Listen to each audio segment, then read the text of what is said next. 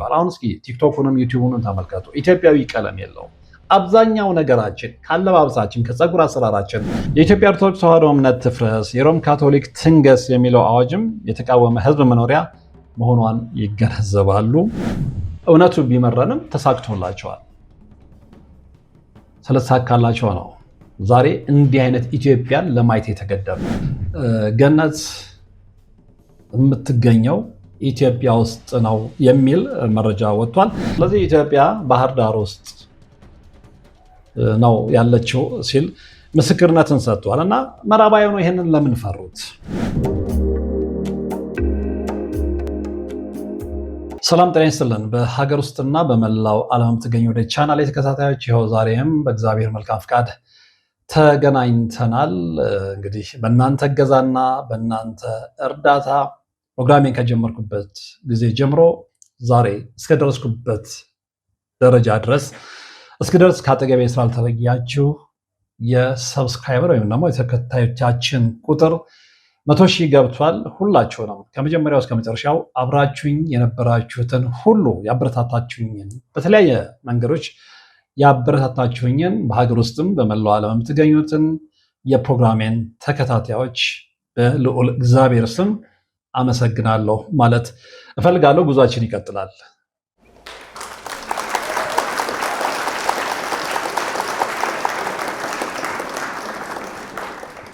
ጉዟችን ይቀጥላል። 100,000 ያበረታል። ወደፊት የበለጠ የተሻለ ስራ እንድሰራ ምክንያት ሆናችሁኛልና በድጋሜ እግዚአብሔር ይስጥልኝ ማለት ፈልጋለሁ ሁላችሁንም። እንግዲህ ወደ ዛሬው ርዕሰ ጉዳያችን ስንገባ እንግዲህ ኦክቶበር 7 የወጣ መረጃ በዓለም አቀፍ ደረጃ አነጋጋሪ ይሆናል። በነገራችን ላይ ዲቴሉን ወይም ደግሞ ዝርዝሩን ላይ7 ላይ ማግኘት ትችላላችሁ። እዛ ላይ በስፋት ሰርቶታል። እዛ ውስጥ አይደለም እምገባው፣ ግን ምንድነው እችኛዋ መነሻዬ ነች እና ያ ምንድን ነው ገነት የምትገኘው ኢትዮጵያ ውስጥ ነው የሚል መረጃ ወጥቷል። ያንን መረጃ እንግዲህ ይፋ ያደረገው በቴክሳስ ኬሚካል ኢንጂነር እና ሪሰርቸር የሆነው መሐሙድ ጃዋድ ነው። እንግዲህ ብዙ ጊዜ እንዳለመታደል ሆኖ የውጭ ሀገር ዜጎች የሚነግሩንን አሜን ብለን እንቀበላለን እንጂ በዚህ ጉዳይ ላይ ገነት በኢትዮጵያ ነችን በሚል 2 ተከታታይ መጽሐፍት የኛም ሀገር ልጅ ዝግያለው አያሌው በሁለቱ መጽሐፎች ያንን ነገር ሊጠቁመን ሙከራ አድርገዋል። እንዳለመታደል ሆኖ ነጭ አምላኪዎች ሆነንና የውጭ ሀገር ሰዎች የሚነግሩንን ብቻ ነው ትክክል ነው ብለን የምንቀበለው እንጂ የኛ ሀገር ሰዎች በራሳቸው ጥናት በራሳቸው ምርምር ይፋ ያደረጉልን ነገር እንደ ተረት የምንቆጥር በርካታ የዚህ ዘመን ትውልዶች አለንና ይሄ እርግማን ነው። አንደኛ የነጮቹ የዌስተርኖቹ ተጽዕኖ አለ። ሁለተኛም ደግሞ የእነሱን ፍርፋሪ የሚለቃቀሙ የራሳችን ሀገር ዜጎች አሉ።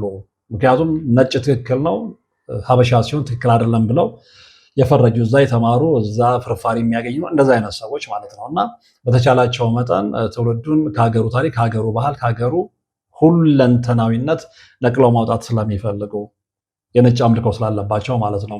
ዞሮ ዞሮ ግን ደስ የሚለው ነገር ከኛም አልፎ ነጮች እያመኑ ነው። እንግዲህ ኢትዮጵያ መነጋጋሪ ሆናለች። ዴይሊ ሜል እና ሲቢኤንን ጨምሮ የተለያዩ የዓለም አቀፍ ሚዲያዎች የዘገቡት ነው እና ከዚህ አንጻር እንግዲህ ሳይንቲስቶችና አርኪኦሎጂስቶች አይናቸውን ኢትዮጵያ ላይ አድርገዋል። በነገራችን ላይ አይናቸውን ኢትዮጵያ ላይ ማድረግ የጀመሩት ዛሬ አይደለም። ልንነቃ ይገባል። ማንነታችንን ልንመረምር ይገባል። ማንነታችንን ልንፈትሽ ይገባል። ወደ ትናንትና ማንነታችን ልንመለስ ይገባል።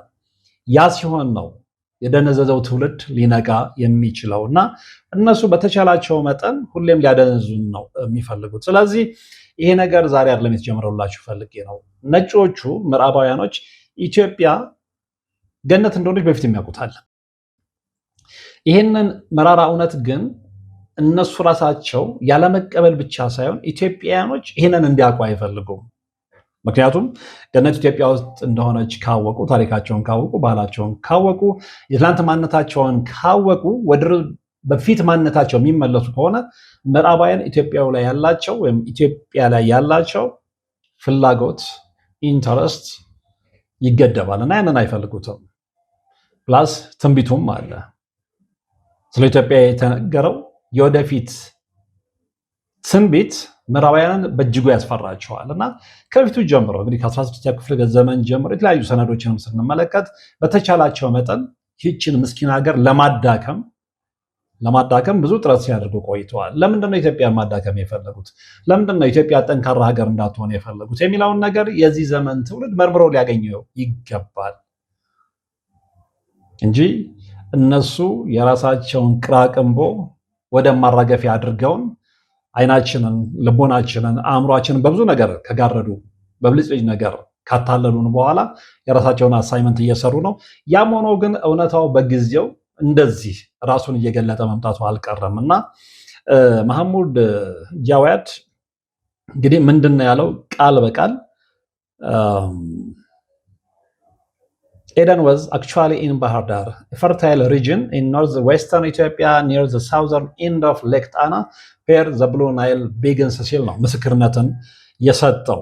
እንግዲህ ይሄ ጃዋድ እንግዲህ የጥናትና የምርምር ውጤቱን ቤዝ ያደረገው ወይም ደግሞ መሰረት አድርጎ የተነሳው መጽሐፍ ቅዱስንም ቁርአንን በማንበብ ነውና ይሄ በፊትም የሰፈረ ታሪክ ስለሆነ አይናችንን ካልጨፈንን በስተቀር ይህንን እውነት መካድ አንችልም።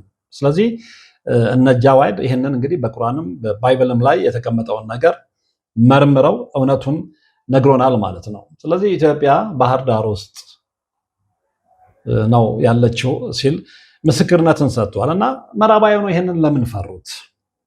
ነጮች ለምን ይሄን ፈሩት የሚለውን የቤት ስራ መርምረን ማግኘት ያለብን የዚህ ዘመን ትውልዶች ነን ብዬ አምናለሁ እና ከዚህ እውነት ጋር በተያያዘ እንግዲህ ሀያላኑ ኢትዮጵያን ሲፈራት ቆይተዋል። አሁን ለአንዳንዶች አንድ ወዳጅ እንደሚለው ለሶስተኛ ኬ ነው የሚለው ተማሪዎች እኛ ሀገር ላሉት ማለት ነው። ነጮቹ አንድ ፊት ሆኖ በዓላማ ነው እየሰሩ ያሉት እና እነሱ ሊያዳክሙን እውነቱን ሊያፋልሱ ቢሞክሩ ሊገርመን አይገባም። ከራሳቸው ብሔራዊ ጥቅም አንጻር ስለሆነ ነው።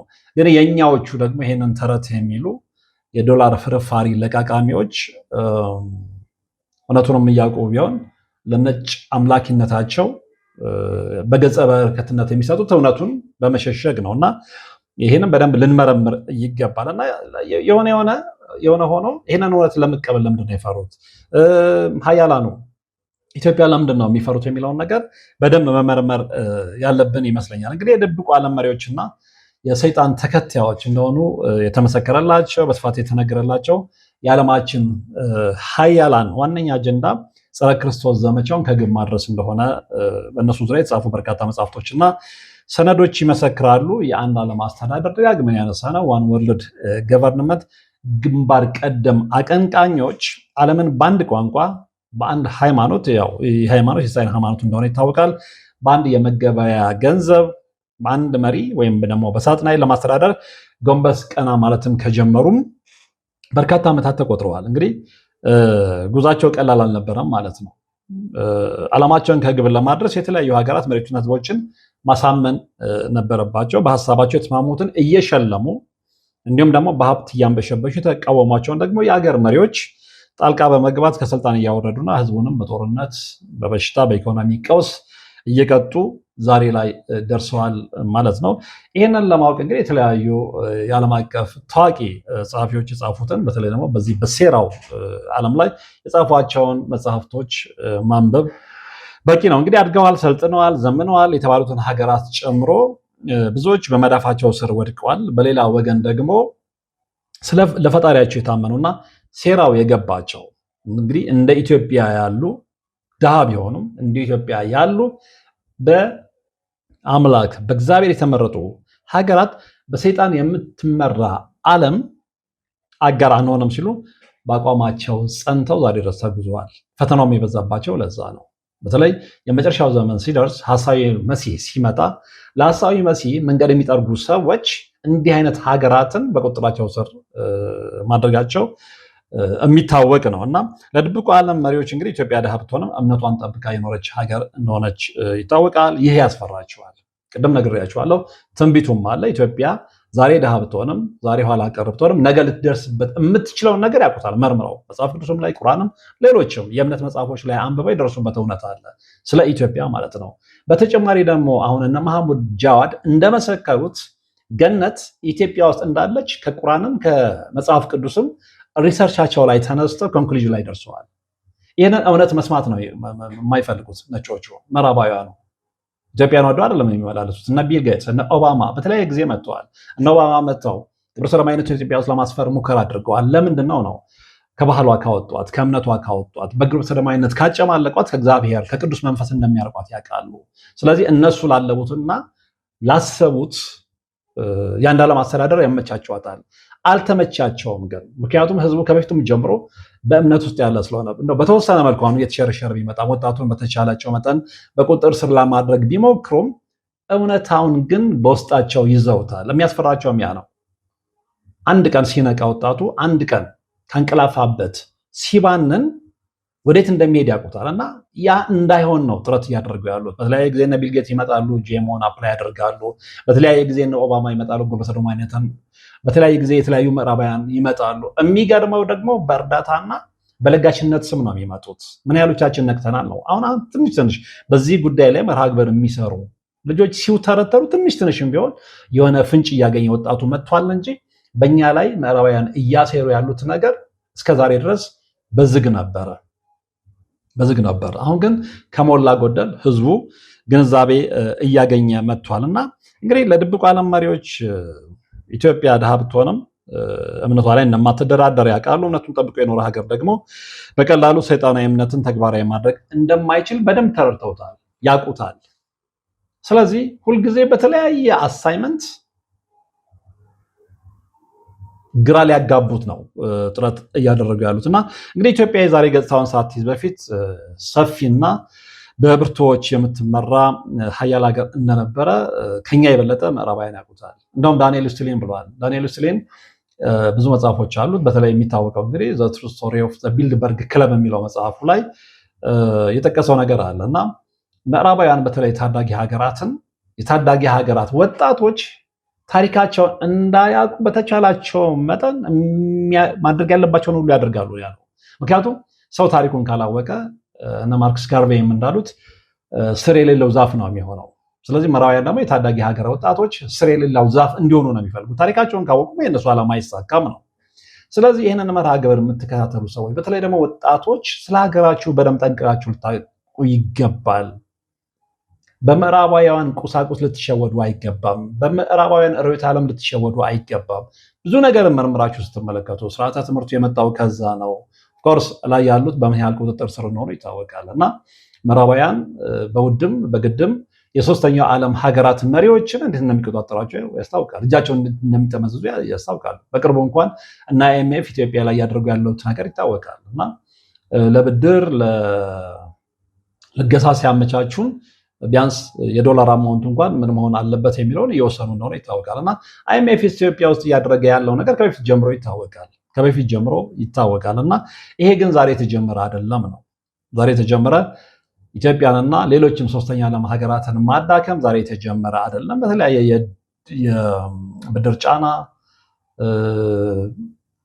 ምን ያህል ሀገሮች እንደፈራረሱ፣ ምን ያህል ሀገሮች እንደተዳከሙ የሚታወቅ ነው። አንደኛዋ ሰለባ ሀገር ኢትዮጵያ ነች። እና እንግዲህ በእርግጥ ኢትዮጵያ ለሀያላኑ ስጋት እንድትሆን በምክንያትነት የሚቀርብ ታሪክ ባለቤት ነች ሲሉ አንዳንዶች ይጠይቃሉ። እውነቱን ማመን ስለሚከብዳቸው ማለት ነው። እና ብዙዎች እንግዲህ ኢትዮጵያ ታላቅና ገናና እንዲሁም የአምላክ ሀገር ነበረች ሲባል ተረት ነው የሚመስላቸው።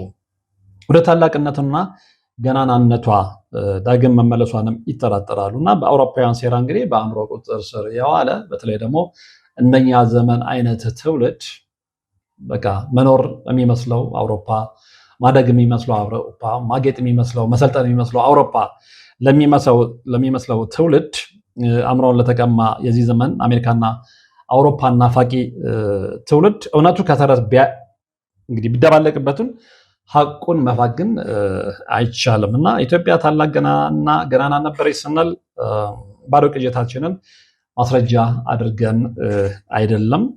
ኢትዮጵያ የአምላክ ሀገር ነበረች ማለታችን የታሪክ ድርሳናትን ከፊታችን አስቀምጠን እንደሆነ ሊታወቅ ይገባል። እንግዲህ ኢትዮጵያ ሀያላኑ የድብቅ ዓለም መሪዎች የሚፈሩት ቅዱስ ታሪክ ባለቤቶች ስንል የምንተማመንበትን እውነት እጃችን ላይ ኖሮ ነው። ይሄ በደንብ ሊታወቅ ይገባል።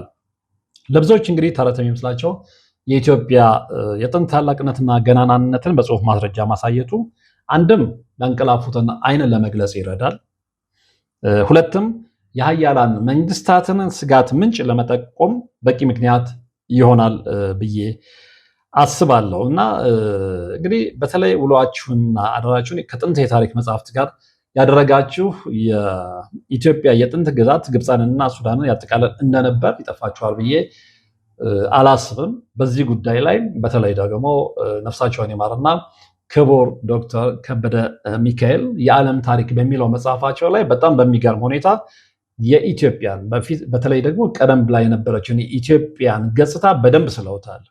ያንን መጽሐፍ ያነበበ ኢትዮጵያዊ ራሱን በከፊልም ቢሆን መርምሮ ያገኛል ብዬ አምናለሁ። እና ይህን በተመለከተ እንግዲህ ካሜረር የተሰኘው ፈረንሳዊ ጸሐፊ ልብ አድርጎ ኢትዮጵያኖች ብቻ ሳይሆኑ የውጭ ሀገር ዜጎችም ልክ አሁን መሐሙድ ጀዋድ ባህር ዳር ውስጥ ነው ገነት ያለው ብሎ እንደመሰከረው መጽሐፍ ቅዱስና ቁርአንን ዋቢ አድርጎ ከዚህ በፊትም የነበሩ እንደ ካሜረር አይነት ጸሐፊዎች ጥንታዊቷ ኢትዮጵያን በተመለከተ ምስክርነትን ሰጥተዋል። እና ምን ብለው ነው ምስክርነት የሰጡት?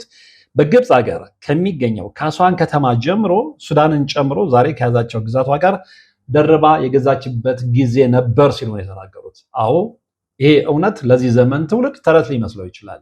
ታሪክን ጠንቅቆ ለሚያውቅና እውነቱን እየመረራቸውን ቢሆን ለዋጡት ምዕራባውያን ግን ሀቅና ሀቅ ነው። ካሜረር ፈረንሳዊ ጸሐፊ ነው፣ ኢትዮጵያዊ አይደለም። ግን እውነቱን መካድ ስለማይችል አእምሮም እሺ ስለማይለው ነው ይህንን እውነት ይፋ ያደረገው። ይህም ብቻ አይደለም እንግዲህ ትርሃቅ የሚባሉትና በመጽሐፍ ቅዱስ ውስጥ ስማቸው የሚጠራ የኢትዮጵያ ነገስታት ግብፅን ከኢትዮጵያ ጋር ደርበው እንደገዙ ፕሊንን፣ ሄሮዶትንና ካሜረንን የመሰሉ ወይም ደግሞ የመሳሰሉ ታሪክ ጸሐፊዎች ይመሰክራሉ፣ ምስክርነትን ይሰጣሉ። በነገራችን ላይ ይህንን እየነገርኳቸው ያለሁት ሌላ ከምንም ነገር ላይ አይደለም፣ ከራሴ መጽሐፍ ታላላቅ ሴራዎች፣ ምናልባት ያነበባችሁ ሰዎች ታውቁታላችሁ ብዬ አስባለሁ፣ ወይ ታስታውሳላችሁ ብዬ አስባለሁ። ከራሴ መጽሐፍ ታላላቅ ሴራዎች ከሚለው መጽሐፍ ላይ ነው ይህንን እየነገርኳቸው ያለው እና ይህንን ታሪክ ወደኋላ እንድመለስበት የገፋፋኝ ምክንያት ምንድን ነው? አሁን በቅርቡ የወጣው እንደነገርኳችሁ ገነት ኢትዮጵያ ውስጥ ነች የሚለው የመሐሙድ ጃዋድ ብዙዎችን ያስደነገጠ በተለይ ምዕራባውያንን ያንቀጠቀጠ እውነት ነው። ኦክቶበር 7 2025 የወጣ መረጃ ማለት ነው። እና ከዚህ ላይ ተነስተ ገነትነቷን ከዚህ የነበራትን ማንነት መመርመር ግድ ይለናል። ምክንያቱም ታሪኩን የማያውቅ ትውልድ ቅድም እንደነገርኳቸው እና ማርክስ ጋርቬም ደጋግመው እንደተናገሩት ስር የሌለው ዛፍ ነው እና ስር የሌለው ዛፍ ስለሆነን ነው ብዙ ነገር ኢትዮጵያ ውስጥ እየተበላሸ የመጣው እና ነገር ግን እንደገና ወደ ስራችን የምንመለስ ከሆነ ራሳችንን የምንመረምር ከሆነ ሀገራችንን አሁን ከገባችበት ድጥና ማጥ የሚያወጣት ትውልድ ይመጣል። ይህን አትጠራጠሩ። ያንን ለማድረግ ግን ከአሁኑ መሰራት አለበት፣ ከአሁኑ መሰረት መጣል አለበት፣ ከአሁኑ ምን አይነት ትውልድ መፍራት አለበት የሚለው አሳይመንት በየሁላችንም አእምሮ ውስጥ ሊመላለስ ይገባል።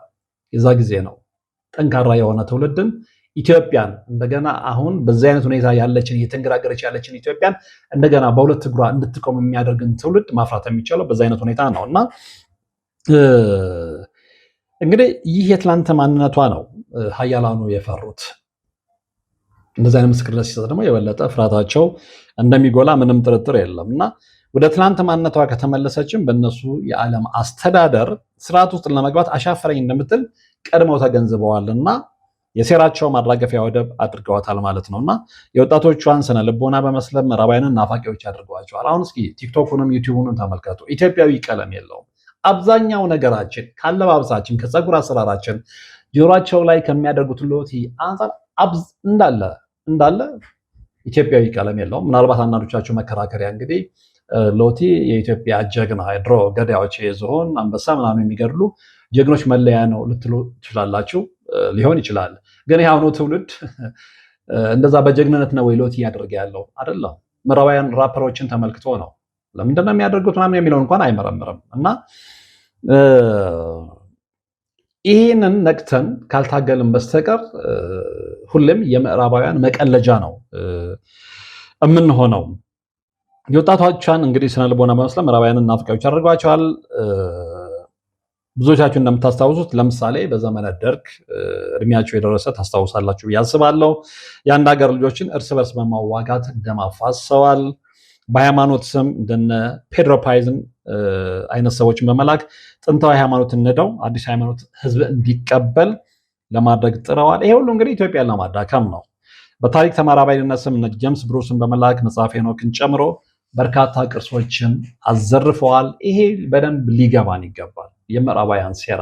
ምክንያቱም አንደኛ በፍጹም ኢትዮጵያ ውስጥ ገነት እንዳለች ዓለም እንዲያምን አይፈልጉም፣ እውነቱ ስለሚመራቸው ማለት ነው። ምክንያቱም ያ ከሆነ ዓለም እጁን ለኢትዮጵያ የሚሰጥ ከሆነ አንድ ቀን ዛሬም ባይሆን አንድ ቀን ያ ከሆነ እነሱ በዓለም ላይ የሚያስቡት የበላይነት ሊወሰድባቸው ሊቀሙ እንደሆነ ስለሚያምኑ ያ እንዲሆን አይፈልጉም። እንግዲህ ጥንታውያን ግብጾች ራሳቸው ኢትዮጵያን ነተርቶ ብለው ይጠሯት እንደነበርና ትርጉሙም የአምላክ ሀገር ማለት እንደሆነ ኮንቲ ሮሲኒን ጠቅሰው የኛው ሀገር የታሪክ ጸሐፊ ከበደ ሚካኤል ጽፈዋል።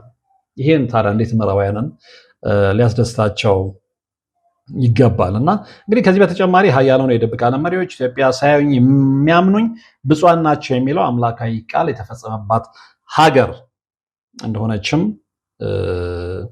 ያውቃሉ። የኢትዮጵያ ኦርቶዶክስ ተዋሕዶ እምነት ትፍረስ፣ የሮም ካቶሊክ ትንገስ የሚለው አዋጅም የተቃወመ ሕዝብ መኖሪያ መሆኗን ይገነዘባሉ። እንግዲህ የካቶሊክ እምነትን ኢትዮጵያ ውስጥ ለማስፋፋት ታጥቆ ተነስቶ የነበረው ስሙን ከላይ ለመጥቀስ የሞከርኩት ፖርቹጋላዊ ፔድሮ ፓኤዝ መሆኑን ማስታወስ ያስፈልጋል። እንግዲህ አያት ቅድመ አያቶቻችንን ሃይማኖት በባዕድ ሃይማኖት አትተካም በማለታቸውም ብዙ ሺህ ካህናትና ምዕመናን ደም ፈሷል።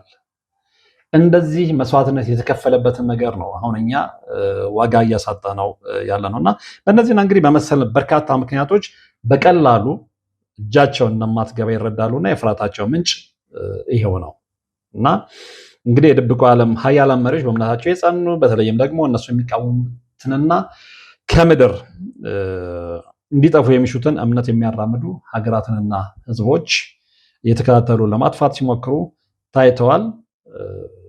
እንዲህ አይነት ልክ እንደኛ እንደዚህ አይነት ሴራ ከተሰራባቸው ሀገራት መካከል ደግሞ አንዷ ሩሲያ ነች።